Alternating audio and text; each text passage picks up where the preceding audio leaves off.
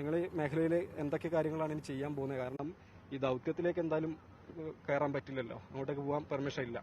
തീർച്ചയായിട്ടും വലിയ പ്രതീക്ഷയോടുകൂടിയാണ് ഞങ്ങളിവിടെ കാത്തിരിക്കുന്നത്. ഞങ്ങളൊരു പൈലറ്റ് ടീം നേരത്തെ തുടങ്ങിയ ഈ അപകടം ഉണ്ടായതിന്റെ പിറ്റേ ദിവസം തന്നെ എത്തുകയും അതിനുശേഷം ഇവിടെ അനുമതി ഇല്ല എന്നതുകൊണ്ട് വെയിറ്റ് ചെയ്യുകയും അനുമതി കിട്ടിയ ഉടനെ ഞങ്ങൾ വലിയൊരു സംഘം ഇവിടേക്ക് എത്തുകയും രക്ഷാപ്രവർത്തനത്തിൽ പങ്കാളിയാകാൻ വേണ്ടിയാണ് വന്നിട്ടുള്ളത്. പക്ഷേ അവിടുത്തെ പ്രതികൂലമായ കാലാവസ്ഥ, അതുപോലെ ഇനിയും മണ്ണിടിയാനുള്ള സാധ്യത, ഇതൊക്കെ വെച്ചുകൊണ്ടാണ് ജില്ലാ ഭരണകൂടം അത്തരം അനുമതി നിഷേധിക്കുന്നതെന്നാണ് ഞങ്ങൾ മനസ്സിലാക്കുന്നത്. പക്ഷേ ഇപ്പോൾ വളരെ സൈന്യം, അതേപോലെ NDRF-ഉം SDRF-ഉം ഒക്കെ ഏകോപിപ്പിച്ചുകൊണ്ടുള്ള വളരെ ശക്തമായ ഒരു തെരച്ചിൽ ഇപ്പോൾ നടന്നുകൊണ്ടിരിക്കുന്നു എന്നത് വലിയ പ്രതീക്ഷ നൽകുന്നുണ്ട്.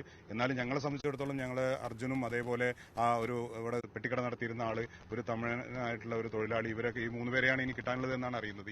ഇവരൊക്കെ കിട്ടുക എന്നത് വലിയൊരു ആവശ്യം തന്നെയാണ്. നമ്മുടെ ആ ഒരു പ്രതീക്ഷയോടുകൂടിയാണ് ഞങ്ങൾ കാത്തിരിക്കുന്നത്. അതോടൊപ്പം ഈ പരിസരത്ത് നിന്ന് വീടുകളൊക്കെ നഷ്ടപ്പെട്ട ആളുകളുണ്ട്. അവർക്ക് കുറച്ച് അവരുടെ എല്ലാം ഉടുതുണിയൊക്കെ മറുതുണി ഇല്ലാതെയാണ് അവർ ഓടി രക്ഷപ്പെട്ടത്. അവർക്ക് എന്തെങ്കിലും സൗകര്യം ചെയ്യാൻ പറ്റുമോ എന്ന കാര്യം ആലോചിച്ചുകൊണ്ടിരിക്കുന്നുണ്ട്. കർണാടകയിലെ HRS എന്ന് പറയുന്ന ഒരു NGO ഉണ്ട്. അവരുമായി സഹകരിച്ചുകൊണ്ട് അവർക്ക് കുറച്ച് ആവശ്യമായ സാധനങ്ങളൊക്കെ നൽകുന്നതിന് വേണ്ടിയുള്ള ഒരു ശ്രമം നടക്കുന്നുണ്ട്. അത്തരം ഒരു പരിപാടി ഇന്ന് ഉച്ചയ്ക്ക് ശേഷം ഞങ്ങൾ അത്തരം ഒരു ഇതിലാണ് വ്യാപൃതരാൻ പോകുന്നത്. അതോടൊപ്പം വളരെ പ്രതീക്ഷയോടെ കാത്തിരിക്കുകയാണ്. ഇപ്പോൾ ഈ മൺകൂനക്കടിയിലോ അല്ലെങ്കിൽ ആ റോഡിന് താഴെയുള്ള വെള്ളത്തിന്റെ ഭാഗങ്ങളിലോ ഒക്കെയാണ് ഇനിയും ഉണ്ടാവാൻ സാധ്യത എന്നാണ് IRWനെ സംബന്ധിച്ചിടത്തോളം ഞങ്ങൾ അതിനെക്കുറിച്ച് പഠിച്ചു വെക്കുമ്പോൾ ഞങ്ങൾക്ക് മനസ്സിലാക്കാൻ സാധിച്ചത്.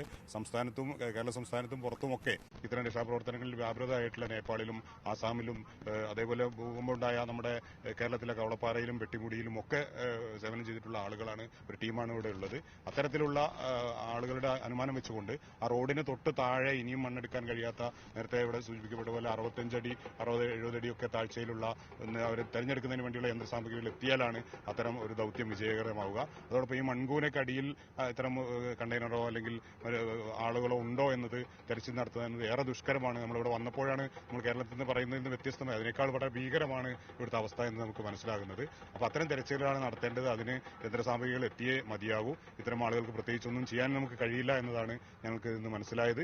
സാധ്യമായ തരത്തിലുള്ള ഏത് രക്ഷാപ്രവർത്തനത്തിലും സന്നദ്ധരായിക്കൊണ്ട് എല്ലാവിധ സംവിധാനങ്ങളും കൂടിയാണ് ഞങ്ങൾ, ആംബുലൻസും മറ്റേ നിർവഹിക്കാനുള്ള യന്ത്രോപകരണങ്ങളും ഒക്കെ കൊണ്ടാണ് ഞങ്ങൾ വന്നിട്ടുള്ളത്. ആ സാധ്യതകളൊക്കെ വെച്ചുകൊണ്ട് മാനുവലായി നമുക്ക് ചെയ്യാൻ കഴിയുന്ന ഇത്തരം ഉപകരണങ്ങളൊക്കെ വെച്ചുകൊണ്ട് എന്ത് ചെയ്യാൻ കഴിയുമെന്ന പ്രതീക്ഷയോടെ കാത്തിരിക്കുകയാണ്. തിരിച്ചു പോകുന്നത് തീരുമാനമായിട്ടില്ല.